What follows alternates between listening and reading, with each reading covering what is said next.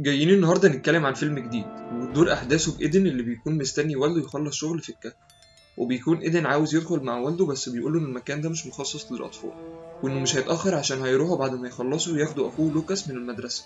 وبيسيبه وبيدخل كهف مظلم وبيكون معاه شمروخ انقاذ عشان يقدر يشوف. وبيوصل لاخر الكهف وبيقابل صاحبه كلينت، وبيكونوا بيجهزوا حاجاتهم عشان هيمشوا، بس بيسمعوا صوت غريب وبيكونوا فاكرين ان ده صوت حيوان.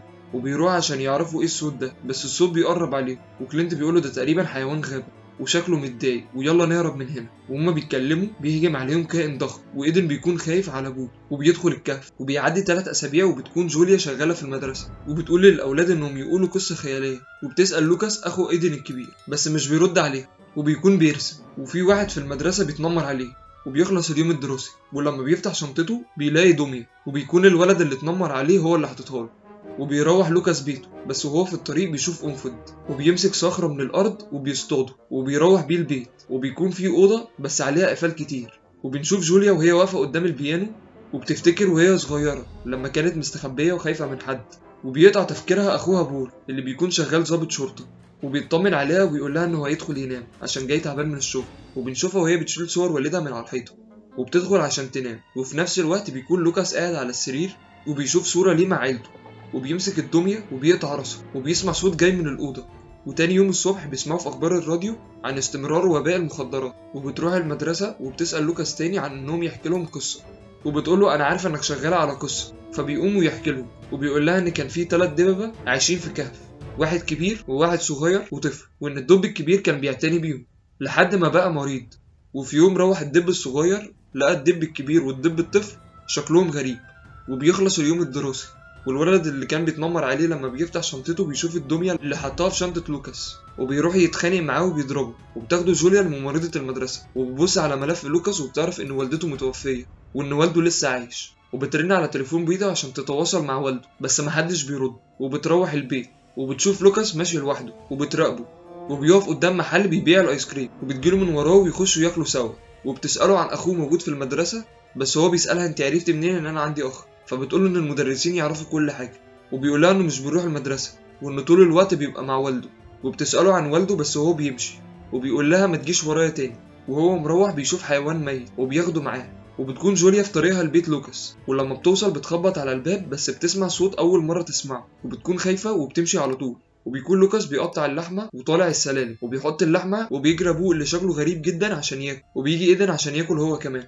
وبيقوله لوكاس انه هيجيله بعد ما يخلص اكل، وبيزعله والده وبينزل لوكاس بسرعة وبيقفل باب الأوضة عشان ما يخرجوش. وبتكون جوليا بتعزف على البيانو وبيجي والدها وبيخنقها من رقبتها وبتقوله انك كده بتأذيني. وبيكون اللي وراها بول وبيطمن عليها بس بتقوله انها مش كويسة وانها عاوزة تمشي من البيت ده عشان فيه ذكريات ما بتحبهاش. وبتحكي له عن لوكاس وبيقول لها انه متوقع يلاقي والده ميت من جرعة زيادة من المخدرات. وبتسأله طب هو ليه مش في السجن دلوقتي؟ بس بيقول لها بول ان والدته متوفية وهم صغيرين ومين اللي هيعتني بالأولاد. وبتقوله انها راحت البيت وسمعت صوت غريب جدا وبيقولها انك ما ينفعش تروح هناك تاني. وبيكون لوكاس قاعد بيرسم وبيسمع صوت اخوه اللي بيقوله انه جعان بس بيحط السماعات في ودانه عشان ما يسمعوش. والصبح بيكون لوكاس بيعمل مصيدة للحيوانات وبيسمع صوت حد قدامه وبيستخبى ورا شجرة، وبيكون شايف جثة حد متاكلة. وجوليا بتكون في المدرسة وبتشوف درج المكتب بتاع لوكاس وبتوريها لمديرة المدرسة وبتشوف الرسومات اللي راسمها لوكاس اللي بتكون عنيفة جدا، وبتقول لها انها هتحاول تتواصل مع والده. بتكون جوليا واقفة في الشارع وبتشوف اخوها مع الراجل اللي شاف الجثة، ولما بيمشي بتسأله جوليا في ايه وبيقول لها اللي حصل. وبيمشي وبيروح لدكتور الطب الشرعي عشان يحددوا سبب الوفاة، بس بيقول له انه حيوان. بس بيكون مستغرب من حاجة ان في اثار ايد انسان على العظمة، وبيكون مش عارف يحدد سبب الوفاة وبيعتذر له وبيمشي. وبتروح مديرة المدرسة لبيت لوكاس وبتدخل تشوف الأوضة المقفولة وبتسمع صوت غريب وبتفتحها وتدخل وبتشوف ايدن وبتسأله ايه اللي عمل فيك كده. وبيكون والده وراها وبيرميها على الأرض وبيموتها. وبيكون لوكاس مروح البيت وبيشوف الولد اللي اتنمر عليه وضربه قبل كده وجاي تاني عشان يضربه وبيلف ظهره وبيمشي. وبيكون والده تحول لكائن غريب وضخم وبيهجم عليه ولوكاس بيجري على البيت وبيشوف عربية مديرة المدرسة، ولما بيدخل بيشوف الدم في كل حتة في الأرض. وبيكون بول بيسأل جوليا آخر مرة شفت المديرة امتى وبتقوله امبارح، فبيقولها ان جوزها اتصل وبيقول انها متغيبة. ولوكاس بيغطي العربية بتاعتها عشان محدش يشوفها، وبيكون لوكاس بيمسح الدم وبتقوله جوليا انها اتكلمت معاها بخصوص لوكاس. وبيروح بول عند بيت لوكاس وبيشم ريحة غريبة وبيخبط على الباب بس محدش بيفتح وبيمشوا، وهيفتش البيت بكرة لما يجيبوا مذكرة تفتيش. وبتروح والدة الطفل المتنمر المدرسة عشان تبلغهم إن ابنها مفقود بقاله يوم، وبتراقب جوليا لوكاس.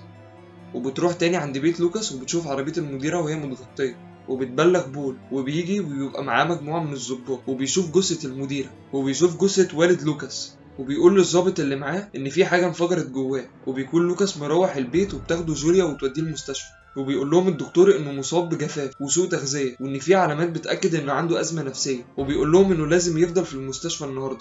ولوكاس بيفتكر والده لما كان تعبان وبيقول لهم انه مريض، وبيقفل الباب وبيكون هو اللي عامل الاقفال اللي على الباب دي، وقال للوكاس مهما اقول لك افتح لي ما تفتحش. وبيجي يوم وبيقول له لوكاس ان ايدن مريض، وبيفتح له وبياخده وبيكون تعبان جدا. وبيروح بول وجوليا لستوكس وبيقول له ده اللي لقيته في الكهف، وبيوريهم كتاب فيه صورة كائن، وبيقول لهم ان ده شر شيطاني بياكل البشريه.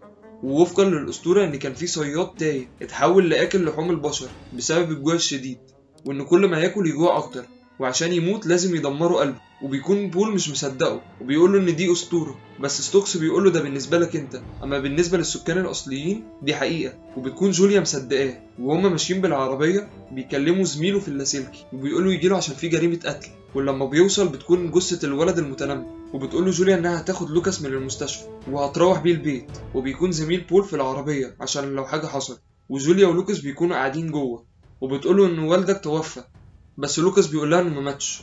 فبتقول له ان اخوها بول لقاه متوفي في بيته، فبيقول لها ان ده والدي القديم الضعيف، انما والدي الجديد اكتر قوه وانهم محتاجين ولازم يروح لهم. وبيوريها الرسومات اللي عاملها، وبتسمع صوت غريب، وبيقول لها لوكاس ان هو هنا. وبيسمع زميل بول الصوت وبيكلمه في اللاسلكي، وبيتحرك بول بالعربيه بسرعه على البيت، وبيروح يتفقد الكوخ وبيلاقي ايدن مستخبي، وبيبلغوا ان في ولد مستخبي في الكوخ، وبيجي كان من وراه وبيقتله. وبيجي بول وبيدخل الكوخ وبيلاقي زميله ميت، وكان ده بيرميه على الارض وبيعمل نفسه ميت عشان يمشي. وبتدور عليه جوليا وبتقوله انها مش لاقيه لوكاس، وبيقول لها هيكون موجود في الكهف، وبيقول لها كمان ان هو هيروح معاها. وبتاخد العربيه وبتروح وتوصل عند الكهف، ولما بتدخل بتشوف ايدن ولوكاس، وبيكون ابوهم اللي اتحول للكائن الغريب ده، وبتضرب جوليا عليه بالنار وبتقدر انها تموته، وبتطلع قلبه عشان تتاكد انه مات. وبيكون ايدن هو كمان هيتحول، وبتعتذر للوكاس وبتقوله هو مبقاش اخوك دلوقتي، وبتقوله انت عارف ايه المفروض نعمله. وبعد كده بيسألها بول هتعملي ايه معاه، وبتقوله انه مفيش حل وانه هيفضل معانا. وهم مروحين للبيت بول بيمسح عينه وبيلاقي نقط دم، وبنعرف في اخر الفيلم ان بول هو كمان هيتحول لنفس الكائن ده. وبيخلص فيلمنا هنا، ولو عجبك الفيديو ما تنساش تشارك رايك معانا في الكومنت، وتدعمنا باللايك والسبسكرايب.